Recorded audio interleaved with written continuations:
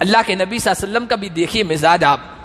صحابہ بیٹھے ہیں، اللہ کے نبی بیٹھے ہیں، ایک بدو آیا، دیہاتی آیا، اور اونٹ لا کر مسجد نبوی کے صحن میں باندھ دیا، مسجد نبوی کے اندر صحن میں اونٹ باندھ دیا. پھر اللہ کے نبی کے پاس آیا، آ کر کچھ بات کی، بات کرنے کے بعد واپس گیا، جاتے ہوئے مسجد نبوی کے ایک کونے میں پیشاب کر رہا ہے. اس سے بڑھ کر مسجد کی گستاخی یا بے ادبی ہو سکتی ہے؟ صحابہ دوڑے تاکہ اس کو ماریں، اس کو پکڑیں. حضور نے کہا دعوہ، اس کو پیشاب کرنے دو، وحرقوا علیہ ذنوبا من ماء، اور بعد میں لا کر اس پر پانی اونڈیل لینا، اس جگہ کو پاک کر دینا. لیکن برداشت دیکھیے اللہ کے نبی صلی اللہ علیہ وسلم کی. صحابہ کو بھی روکا اور اس آدمی کو کچھ نقصان نہیں ہونے دیا. پھر اس کو بلایا نرمی کے ساتھ، برداشت کے ساتھ اس کو بلایا اور یوں کہا کہ اللہ کے بندے، یہ مسجد ہے، یہ عبادت کے لیے، یہ نماز کے لیے، یہ پیشاب پخانہ اور دوسری نامناسب باتوں کے لیے نہیں ہے. اللہ کے نبی صلی اللہ علیہ وسلم کا یہ انداز اس کو اتنا پسند آیا کہ وہ آدمی متاثر ہو گیا. اور بعض روایت میں آتا ہے اس نے واپس جا کر اپنے قبیلے والوں کو یہ واقعہ سنایا اور نبی کے اخلاق اور برداشت کا یہ معاملہ بتایا. تو پورا کا پورا قبیلہ آ کر نبی پاک صلی اللہ علیہ وسلم کے ہاتھ پر اس نے اسلام قبول کر لیا. بلکہ وہ جہاں کہیں بھی وہ بدو جاتا تھا تو یہی واقعہ سناتا تھا، لوگ اس سے متاثر ہو کر نبی پاک صلی اللہ علیہ وسلم کے دامن میں آ جایا کرتے تھے.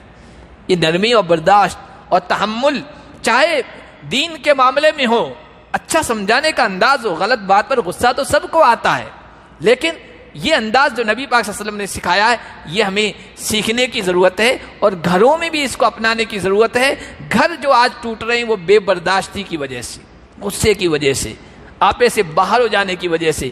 دین نے ہمیں یہ سکھایا ہے جو معاف کر دے گا، برداشت کر لے گا، وہ اس دنیا میں بھی کامیاب ہے اور آخرت میں بھی کامیاب ہے. والکاظمین الغیظ والعافین عن الناس، جو غصے کو پی جانے والے ہیں، لوگوں کو معاف کر دینے والے ہیں، سب سے اچھے کام کرنے والے یہ ہیں. واللہ یحب المحسنین، اور اللہ اچھے کام کرنے والوں کو محبوب رکھتا ہے. جو اللہ کا محبوب ہو گیا وہ نہ اس دنیا میں ناکام ہو سکتا ہے نہ آخرت میں ناکام ہو سکتا ہے. اما بعد فاعوذ باللہ من الشیطان الرجیم. بسم اللہ الرحمن الرحیم.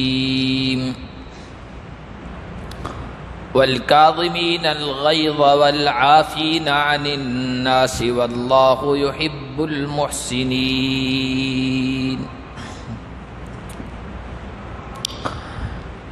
وقال النبی صلی اللہ علیہ وسلم لیس الشدید بالسرعة انما الشدید الذی یملک نفسه عند الغضب، او کما قال النبی صلی اللہ علیہ وسلم. درود شریف پڑھ. اللہم صلی علی محمد وعلی آل محمد کما صلیت علی ابراہیم وعلی آل ابراہیم انک حمید مجید. اللہم بارک علی محمد وعلی آل محمد کما بارکت علی ابراہیم وعلی آل ابراہیم انک حمید مجید. میرے محترم بزرگوں اور عزیز دینی بھائیوں، میری اور آپ کی کامیابی کا راز نبی پاک صلی اللہ علیہ وسلم کی سیرت اور آپ کی پاک زندگی میں. آپ صلی اللہ علیہ وسلم کے نمونے کو، آپ کی زندگی کو اپنانا ایک کامیاب زندگی کی ضمانت ہے. نبی پاک صلی اللہ علیہ وسلم نے زندگی گزارنے کے اور کامیابی کے جو راز بتائے ہیں اور عملی طور پر کر کے دکھائے ہیں، ان میں سے ایک ہے نرمی، تحمل اور برداشت. جو شخص نرمی کے زیور سے آراستہ ہو جاتا ہے، تحمل، برداشت کا مزاج جس کے اندر پایا جاتا ہے وہ شخص دنیا اور آخرت کی کامیابیوں کو سمیٹتا ہے۔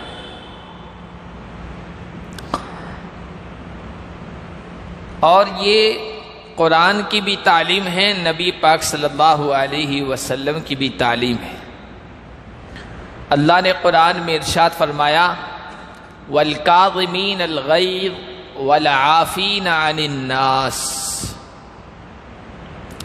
غصے کو پی جانے والے، برداشت کرنے والے، لوگوں کو معاف کرنے والے، لوگوں سے درگزر کرنے والے۔ واللہ یحب المحسنین، یہ لوگ اچھا کام کر رہے ہیں اور اللہ ایسے اچھے کام کرنے والوں سے محبت رکھتا ہے، یہ اللہ کے محبوب ہیں۔ اب جو شخص اللہ کا محبوب بن جائے، اللہ کا پسندیدہ بن جائے، وہ شخص محروم کیسے ہو سکتا ہے؟ وہ شخص ناکام کیسے ہو سکتا ہے؟ جہاں برداشت و نرمی آئی وہاں خیر ہی خیر ہے، وہاں بھلائی بھلائی ہے، وہاں نفع ہی نفع ہے، فائدہ ہی کا سودا ہے، نقصان نہیں ہے۔ بظاہر انسان کو نقصان لگتا ہے، بظاہر انسان کو بے عزتی لگتی ہے برداشت کرنے میں، معاف کرنے میں، بظاہر انسان اپنی توہین محسوس کرتا ہے، لیکن اللہ اور اس کے رسول کی گارنٹی یہ ہے کہ ایسا شخص انجام کے اعتبار سے دونوں جہاں میں کامیاب ہے۔ اللہ کے نبی صلی اللہ علیہ وسلم کے پاس ایک وفد آیا، وہ شوق میں، اللہ کے نبی کے دیدار کے شوق میں قافلے کے لوگ، وفد کے لوگ جلدی سے آئے۔ ان میں سے ایک شخص تھے، اشج عبد القیس نام تھا ان کا، وہ بعد میں آئے آرام سے۔ انہوں نے اپنا سامان صحیح جگہ پر رکھا، سواری کو باندھا، اچھی طرح سے سنجیدگی کے ساتھ تیار ہو کے پھر اللہ کے نبی صلی اللہ علیہ وسلم کی خدمت میں آئے۔ تو اللہ کے نبی صلی اللہ علیہ وسلم نے ان سے اس موقع پر کہا تھا کہ ان فیک خصلتین یحبہم اللہ، اے اشج تمہارے اندر دو خوبیاں ہیں، تمہارے اندر دو ایسی چیزیں ہیں جو اللہ کو محبوب ہیں، جن کو اللہ چاہتا ہے، جن سے اللہ محبت رکھتا ہے۔ پھر اللہ کے نبی نے فرمایا الحلم والانات، ایک چیز تمہارے اندر برداشت، کہ تم نے جلد بازی نہیں کی، عجلت نہیں کی، سنجیدگی کے ساتھ، وقار کے ساتھ آئے۔ اور دوسری چیز برداشت اور فہم و فراست، سمجھداری، یہ دو چیزیں ہیں تمہارے اندر، اور یہ اللہ کو محبوب ہے۔ اور جس کے اندر یہ چیزیں ہوں جو اللہ کو محبوب ہوں، تو پھر وہ شخص محروم کیسے ہو سکتا ہے؟ ہمارا آج مزاج یہ بن گیا ہے کہ کسی بھی چیز کا فوری طور پر جواب دے دیا جائے، کسی نے کوئی ایکشن کیا اس کا فوراً ریئیکشن دے دے، بے برداشت ہو جائیں اور اینٹ کا جواب پتھر سے دے دیں، عدلے کا بدلہ فوراً۔ یہ مزاج نہ قرآن نے اور نہ نبی پاک صلی اللہ علیہ وسلم نے سکھایا ہے۔ قرآن کا اور نبی صلی اللہ علیہ وسلم کا دیا ہوا مزاج بالکل الگ ہے۔ صحابہ سے ایک موقع پر اللہ کے نبی صلی اللہ علیہ وسلم نے پوچھا، بخاری شریف کی روایت ہے، حضرت ابو ہریرہ راوی ہیں، اللہ کے نبی نے کہا بہادر کون ہے؟ تو صحابہ نے کہا کہ ہم تو بہادر اسے سمجھتے ہیں جو اپنا روب دوسروں پر بٹھا دے، دوسروں پر غالب آ جائے اور انتقام لے لے، سامنے والے کو پچھاڑ دے، ہرا دے، شکست دے دے، ہم اس کو بہادر سمجھتے ہیں۔ اللہ کے نبی صلی اللہ علیہ وسلم نے کہا نہیں، لیس الشدید بالسرعہ انما الشدید الذی یملک نفسہ عند الغضب، جو دوسروں کو پچھاڑ دے، دوسروں پر غالب آ جائے، جو زور آور ہو، طاقت والا ہو، وہ بہادر نہیں ہے، وہ نڈر نہیں ہے۔ ہم نڈر کیا سمجھتے ہیں؟ جس نے کسی نے کچھ کہا فوراً جواب دے دیا، فوراً انتقام لے لیا، فوراً بدلہ لے لیا، نہیں، کہ نڈر بہادر وہ نہیں ہے۔ بہادر شریعت کی نگاہ میں، دین کی روشنی میں، نبی پاک صلی اللہ علیہ وسلم کی نگاہ میں اور اللہ کی نگاہ میں وہ ہے الذی یملک نفسہ عند الغضب، کہ جب کوئی اس کے مزاج کے خلاف بات پیش آ جائے، جب کوئی اس کی طبیعت کے خلاف معاملہ پیش آ جائے، کوئی اس کے ساتھ ایسا رویہ اپنائے، ایسا معاملہ اختیار کرے جو بے برداشت کرنے والا ہو، غصہ دلانے والا ہو، اور اس موقع پر جو اپنے اوپر کنٹرول کر لے، اپنے غصے کو پی جائے، تحمل اور برداشت والا مزاج اپنا بنا لے، ایسا شخص شریعت کی نگاہ میں بہادر ہے، نڈر ہے، جرأت مند ہے، جو اپنے اوپر کنٹرول کر لیتا ہے۔ اور اس طرح کے خلاف مزاج، خلاف طبیعت معاملات پیش آتے رہتے۔ انسان کاروبار کرے گا، انسان لین دین کرے گا، انسان تجارت کرے گا، انسان بازار میں قدم رکھے گا، انسان کا انسانوں سے میل جول ہوگا، معاملات ہوں گے، آپس کے جو بھی چیزیں ہیں، اس وقت اس طرح کے حالات پیش آتے رہتے۔ انسان کے سامنے ایسی باتیں آتی ہیں کہ انسان بے برداشت ہو جاتا ہے۔ نبی پاک صلی اللہ علیہ وسلم نے ہمارے سامنے بہترین نمونے رکھے ہیں، زندہ نمونے، جن کو اپنا کر ہم اس دنیا کی زندگی کو بھی کامیابی کے ساتھ گزار سکتے ہیں، سکون اور راحت کے ساتھ گزار سکتے ہیں، اور آخرت کی زندگی تو ہوگی ہی کامیابی۔ نبی پاک صلی اللہ علیہ وسلم بھی ہماری طرح لوگوں سے معاملات کیا کرتے تھے، لوگوں سے لین دین کیا کرتے تھے، تجارت کیا کرتے تھے، خرید و فروخت کیا کرتے تھے، اور اس طرح کے معاملات نبی پاک صلی اللہ علیہ وسلم اتنی عظیم ہستی ہونے کے باوجود بھی آپ کے ساتھ اس طرح کے معاملات پیش آئے۔ ایک موقع پر نبی پاک صلی اللہ علیہ وسلم نے کسی شخص سے کوئی معاملہ کیا، کوئی اونٹ خریدا تھا اور اس کی قیمت چکانے کا، بدلہ چکانے کا ایک وقت متعین تھا، تاریخ متعین تھی، لیکن وہ شخص پہلے آ گیا، وقت سے پہلے آ کر ڈیمانڈ کرنے لگا، مطالبہ کرنے لگا، اور آپ کے ساتھ ایسا رویہ اپنایا کہ اگر کوئی دوسرا آدمی ہوتا بے برداشت ہو جاتا، اس لیے کہ تو تاریخ متعین کی ہے، اس سے پہلے آ گیا، اور پھر ایسے بول رہا ہے، ایسے جملے بول رہا ہے کہ آدمی کو آپ ایسے باہر کر دے۔ اور جو صحابہ اس وقت موجود تھے وہ آپ سے باہر ہو گئے، وہ تو نبی سے ٹوٹ کر محبت کرنے والے تھے، نبی صلی اللہ علیہ وسلم کو چاہنے والے تھے، ان کو کہاں ایسی باتیں، ایسے جملے برداشت ہو سکتے تھے؟ ان کو غصہ آ گیا، آپ سے باہر ہو گئی، وہ بڑے اس آدمی کی طرف، نبی پاک صلی اللہ علیہ وسلم نے صحابہ کو روک دیا، کہا رکو میرے صحابہ، رک جاؤ، اور پھر اپنے ایک صحابی کو حکم دیا کہ بھائی اس کو اس کا بدلہ دے دو، اس کا مطالبہ پورا کر دو، اور پھر صحابہ کو تعلیم دی۔ نبی پاک صلی اللہ علیہ وسلم نے صحابہ سے کہا ان من خیرکم احسنکم قضاء، تم میں سب سے بہترین شخص وہ ہے کہ جب حق ادا کرنے کا موقع آئے تو اچھے طریقے سے ادا کر دے۔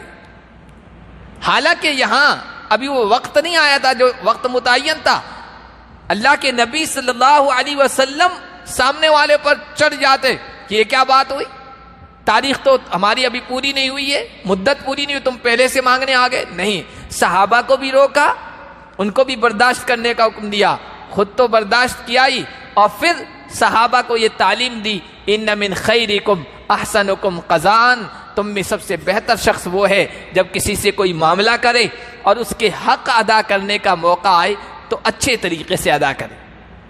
اور نبی پاک صلی اللہ علیہ وسلم حق کس طرح ادا کیا کرتے تھے؟ حق بھی دیتے تھے اور اس سے کچھ اور بھی اس آدمی کو دے دیا کرتے تھے، زیادہ دیا کرتے تھے، بہترین ادا کرنے والے بن جائیں۔ تو یہ اللہ کے نبی نے ہمیں سکھایا ہے، تحمل، برداشت، کسی بد زبان کی بد زبانی کا مقابلہ بد زبانی سے نہ کیا جائے، بلکہ بے توجہی کے ساتھ کیا جائے، بے رخی کے ساتھ کیا جائے، صبر کے ساتھ کیا جائے، برداشت کے ساتھ کیا جائے۔ تو اس سے ایک فائدہ تو یہ ہوگا کہ آپ کا وقار، آپ کی عزت میں اضافہ ہو جائے گا، بڑھوتری ہو جائے گی، اور دوسرا سامنے والا بھی متاثر ہوگا۔ نبی پاک صلی اللہ علیہ وسلم کی زندگی میں ایسے کئی واقعات آئے ہیں جو سیرت کی کتابوں میں، حدیث کی کتابوں میں موجود ہیں۔ بد زبانی کرنے والوں نے بد زبانی کی، آپ صلی اللہ علیہ وسلم نے ان کو اس طرح اگنور کیا کہ وہ جو مقصد لے کے آئے تھے اس مقصد میں کامیاب نہیں ہو سکے۔ یہودی ہمیشہ سے مسلمانوں کو نقصان پہنچانے کا ارادہ رکھنے والے، خوب سے باطن مسلمانوں کے سلسلے میں بغض رکھنے والے ہمیشہ سے رہے، نبی پاک صلی اللہ علیہ وسلم کے زمانے میں بھی تھے۔ آپ صلی اللہ علیہ وسلم ایک مرتبہ بیٹھے ہیں، حضرت عائشہ بھی اس وقت موجود تھی، آپ کے ساتھ یہودیوں کا ایک وفد آیا اور اللہ کے نبی صلی اللہ علیہ وسلم کے گھر میں آ کر سلام کیا، اور سلام اس انداز سے کیا، ہم کہتے ہیں السلام علیکم، انہوں نے کہا السلام علیکم، لام ہٹا دیا بیچ میں، اس کا ترجمہ بدل جاتا ہے، اور ان کو بھی پتا تھا وہ تو جان بوجھ کے نبی پاک صلی اللہ علیہ وسلم کے سلسلے میں اپنے اندر بغض رکھ رہے تھے۔ اس کا ترجمہ ہوتا ہے کہ تم پر تباہی آئی، نعوذ باللہ، بربادی آئی، نیست و نابود ہو جاؤ، تم ختم ہو جاؤ، تم پر موت آ جائے، یہ ترجمہ ہوتا ہے۔ اللہ کے نبی صلی اللہ علیہ وسلم نے اپنے کانوں سے یہ جملے سنے، اور آپ اپنے صحابہ کے درمیان، جانساروں کے درمیان مسجد نبوی میں ہیں، حجرہ عائشہ کوئی دور نہیں تھا، روضہ رسول وہی حضرت عائشہ کا گھر تھا۔ آپ چاہتے تھے ان کی ٹکا بوٹی کرا سکتے تھے یہودیوں کی، لیکن یہ جملے سننے کے باوجود آپ نے ان کے ساتھ ایسا معاملہ کیا گویا آپ نے سنا ہی نہیں۔ اس سے بڑھ کر ایک دشمن کو ناکام کرنے کی، اس کو رسوا کرنے کی اور کیا ترکیب ہو سکتی ہے؟ وہ آپ کو تو پریشان کر رہا ہے، وہ آپ کو بے برداشت کرنے کی کوشش کر رہا ہے، وہ آپ کو آپے سے باہر کرنے کی کوشش کر رہا ہے، اور آپ اس کے ساتھ ایسا رویہ اپنا رہے ہیں کہ گویا آپ اس کی ان چیزوں کو، اس کے ان معاملات کو کوئی توجہ ہی نہیں دے رہے ہیں، گویا سنا ہی نہیں ہے، دیکھا ہی نہیں۔ حضرت عائشہ نے تو سن لیا تھا، حضور نے بھی سنا تھا، حضرت عائشہ نے سن لیا۔ حضرت عائشہ کو آ گیا غصہ کہ میرے سرتاج کے بارے میں، میرے حبیب کے بارے میں یہودی ایسے جملے کہیں۔ انہوں نے فوراً جواب دیا، السلام علیکم ولعنکم اللہ، تمہیں پر موت آئے، تمہیں پر تباہی آئے، اور اللہ کی لعنت ہو تم پر، اللہ کا غضب ہو تم پر، اللہ کا غصہ نازل ہو تم پر۔ یہ سارے جملے ایک ساتھ بول دیے غصے میں۔ اللہ کے نبی صلی اللہ علیہ وسلم نے کیا کہا؟ مہلن یا عائشہ علیک بالرفق، اے عائشہ رکو رکو رکو، نرمی کو لازم پکڑ لو، برداشت کو لازم پکڑ لو، برداشت کا مزاج بناؤ، تحمل والا مزاج بناؤ۔ اور پھر فرمایا، اے عائشہ، جس آدمی میں، جس گھر میں نرمی ہوتی ہے، جس گھر میں برداشت والا ماحول ہوتا ہے، اس گھر میں اللہ خیر کے، بھلائی کے، نفع کے، فائدے کے، برکتوں کے فیصلے فرماتے ہیں۔ اور جس گھر کو اللہ برکتوں سے اور خیر سے محروم کرنا چاہتا ہے، اللہ تعالیٰ اس گھر کے لوگوں کا مزاج بے برداشت والا بنا دیتے، تحمل اٹھا لیتے ہیں، وہاں سے نرمی سے محروم کر دیتے ہیں۔ ما اراد اللہ بأہل بیت خیرا، اللہ تعالیٰ جس گھر کے ساتھ خیر کا معاملہ کرتے ہیں تو بالرفق، نرمی کے ساتھ ان کو متصف کر دیتے ہیں، اس گھر کے افراد کے اندر نرمی کا مزاج بنا دیتے ہیں۔ اور جس کو خیر سے اور بھلائی سے محروم کرنا چاہتے ہیں تو ان کے اندر سختی آ جاتی ہے، بے برداشت والا مزاج بن جاتا ہے، تحمل نہیں رہتا، وہ چھوٹی چھوٹی باتوں پر آپے سے باہر ہو جاتے ہیں، چھوٹی چھوٹی باتوں کو بتنگڑ بنا جاتے ہیں اور آپس کے تعلقات کو خراب کر لیتے ہیں۔ تو حضرت عائشہ کے ذریعے سے اپنے گھر والوں کا، اپنی پوری امت کا نبی پاک صلی اللہ علیہ وسلم نے یہ مزاج بنایا ہے کہ جب کوئی تمہیں آپے سے باہر کرنا چاہے تو اس کی طرف توجہ ہی مت کرو، برداشت والا مزاج بناؤ. اور فرمایا اے عائشہ، حضرت عائشہ نے کہا یا رسول اللہ آپ نے نہیں سنا؟ اولم تسمع ما قالوا، ان یہودیوں نے آپ کو کیا کہا، کس طرح سلام کیا ہے، آپ نے نہیں سنا؟ حضور نے بڑے ٹھنڈے مزاج سے کہا بالکل میں نے سنا ہے، جس طرح تم نے سنا میں نے بھی سنا ہے، لیکن میں نے ان کو ویسا ہی جواب دے دیا. انہوں نے کہا السلام علیکم، میں نے کہا وعلیکم. اب جو تم نے کہا ہے وہ تمہاری طرف لوٹے. اللہ نے ان کی بات کو تو قبول نہیں کیا، ان کے کلمات، ان کے الفاظ کو تو قبول نہیں کیا ہے، ریجیکٹ کر دیا، رد کر دیا ہے. اور میں نے جو کچھ ان کے بارے میں واپس جواب دیا ہے اللہ نے اس کو قبول فرما لیا. یہ ہے برداشت کا مزاج جو نبی پاک صلی اللہ علیہ وسلم اپنی امت کے اندر پیدا کرنا چاہتے تھے، امت کے افراد کے اندر پیدا کرنا چاہ رہے تھے. برداشت اپنے اندر ہونی چاہیے. ایک صحابی آئے اللہ کے نبی صلی اللہ علیہ وسلم کے پاس، صحابہ موجود تھے.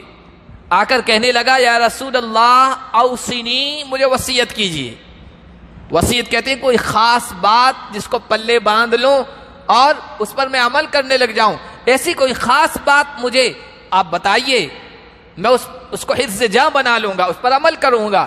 اللہ کے نبی صلی اللہ علیہ وسلم حکیم تھے، نبض شناس تھے، مزاج شناس تھے، لوگوں کو جانتے تھے، جانچتے تھے، پرکھتے تھے کس آدمی کا کیا مزاج ہے، کس آدمی کے اندر کیا خرابی ہے، اس کو کس طریقے سے دور کرنا ہے، اور کس کے اندر کس چیز کی کمی ہے اس کا ازالہ کرنا ہے.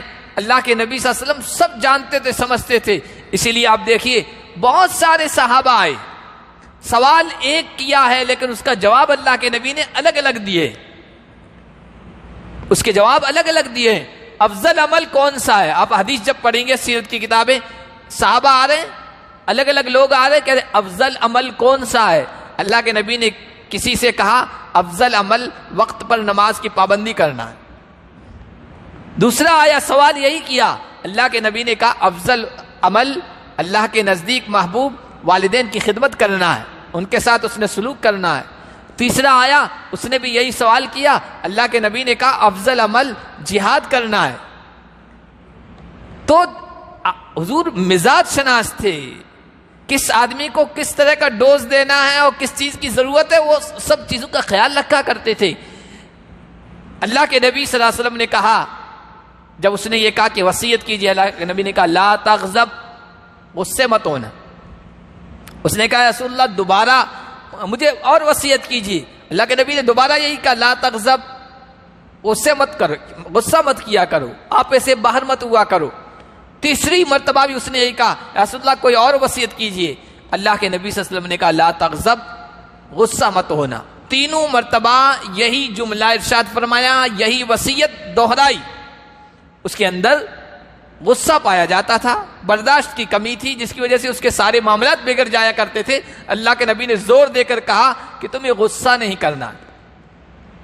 اور آپ دیکھ لیجئے دنیا کے اندر جتنے بھی معاملات بگڑتے ہیں وہ غصے کے پائے جانے کی وجہ سے. برداشت نہیں ہوتا، تحمل نہیں ہے.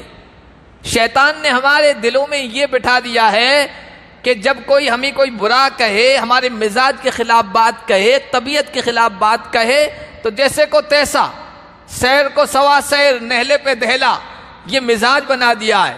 بس اینٹ کا جواب پتھر سے دے دو، فوری طور پر دے دو، ورنہ ہماری بے عزتی ہو جائے گی. لوگ کہیں گے اس نے اس کو یوں کہا اور اس نے کچھ جواب ہی نہیں دیا. لوگ یوں کہیں گے، جبکہ نبی پاک صلی اللہ علیہ وسلم بلکہ اللہ تو یہ کہہ رہے ہیں اس نے جو کچھ کہا ہے درگزر کر دو، اگنور کر دو، برداشت کر لو، معاف کر دو. اس میں کوئی بے عزتی نہیں ہے. لوگ سمجھے بے عزتی، لیکن اللہ کہہ رہا ہے اور رسول کہہ رہے ہیں کہ نہیں اس میں بے عزتی نہیں ہے، اس میں عزت ہے. نبی پاک صلی اللہ علیہ وسلم نے ایک موقع پر 3 چیزوں کے سلسلے میں قسم کھا کر کہا. 3 چیزوں کے سلسلے میں قسم کھا کر کہا. ایک تو یہ کہا کہ ما نقصت صدقۃ من مال، میں قسم کھا کے کہتا ہوں اللہ کی راہ میں خرچ کرو گے، صدقہ دو گے، اللہ کی راہ میں دولت لٹاؤ گے، اس میں دولت میں مال میں کبھی کمی نہیں آئے گی. میں قسم کھا کر کہہ رہا ہوں محمد الرسول اللہ. قسم کھا کر کہا. اور دوسری چیز کہی تھی کہ ما زاد اللہ بعفو الا عزا، اگر کوئی آدمی کسی کے ساتھ غلط برتاؤ کرے اور جس کے ساتھ غلط برتاؤ ہوا ہے وہ برداشت کر لے، وہ درگزر کر دے، وہ معاف کر دے، تو میں محمد الرسول اللہ قسم کھا کر کہتا ہوں اللہ اس کی عزتوں میں اور مقام میں مرتبے میں اضافہ ہی فرمائے گا. دنیا والے کہیں کہ بے عزتی کر دی اس کی، 2 جملے سنا دیے، 2 باتیں کہہ دی اور یہ کچھ جواب نہیں دے سکا.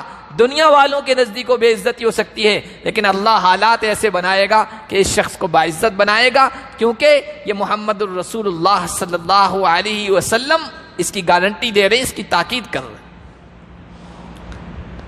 تو نبی پاک صلی اللہ علیہ وسلم نے اس آدمی کو 3 مرتبہ یہی کہا کہ غصہ مت کرنا، اس لیے کہ آدمی ریئیکشن کب دیتا ہے؟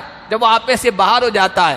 آدمی برداشت والا بن جائے، متحمل مزاج بن جائے، پہاڑ کی جگہ اپنے مزاج اپنی طبیعت پر جم جائے، تو سامنے والا بولا نہیں بولا، کانوں سے ادھر ہو گئی، وہ سامنے والا بھی آپے سے باہر ہو جائے گا. میں اس کو اتنی سنا رہا ہوں اور اس کو کچھ پتہ ہی نہیں چل رہا ہے، اس کو کچھ احساس ہی نہیں ہے. سامنے والا ناکام ہو جائے گا، وہ خود غصے میں پتہ نہیں کیا کیا کر لے گا کہ ناکامی اس کا مقدر بن جائے گی. نبی پاک صلی اللہ علیہ وسلم کے ساتھ کس طرح کے واقعات پیش آئے کہ گستاخانہ لہجہ، گستاخانہ انداز، گستاخانہ اسلوب لوگ آ کے کر رہے ہیں، اور اللہ کے نبی جبکہ آپ کے ساتھ جان قربان کر دینے والے صحابہ موجود ہیں بدلہ لینے کے لیے، لیکن آپ برداشت کر رہے ہیں اور صحابہ کو بھی کہہ رہے ہیں نہیں کچھ ریئیکشن نہیں کرنا. کئی اس طرح کے واقعات بخاری شریف میں موجود ہیں. ایک موقع پر اللہ کے نبی صلی اللہ علیہ وسلم بیٹھے تھے، صحابہ بیٹھے تھے، ایک آدمی آیا کہنے لگا کیا تو اللہ کا رسول ہے؟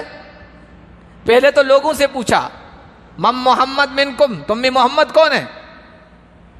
تو صحابہ نے بتا دیا یہ محمد ہے. کہا کہ تم اللہ کے رسول ہو؟ اللہ کے نبی نے کہا میں اللہ کے رسول ہوں. کہا کہ دیکھو میں تم سے سوال کر رہا ہوں اور سختی سے سوال کروں گا، سختی سے سوال کروں گا، غصے مت ہونا. سامنے سے کہہ رہا آدمی.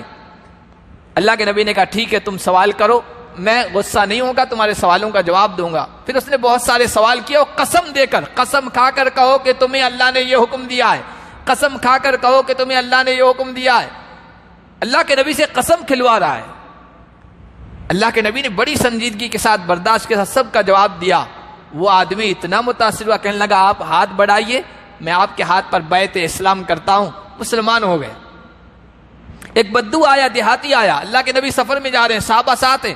اللہ کے نبی چادر پہنے ہوئے تھے، چادر کو یوں گلے سے یوں اتنا زور سے پکڑا کہ وہ یہ جس طرح ہے اسی طرح وہ چادر تھی، بیل بوٹے بنے ہوئے تھے، اس کے نشانات آپ کے گلے پہ پڑ گئے، نشانات پڑ گئے.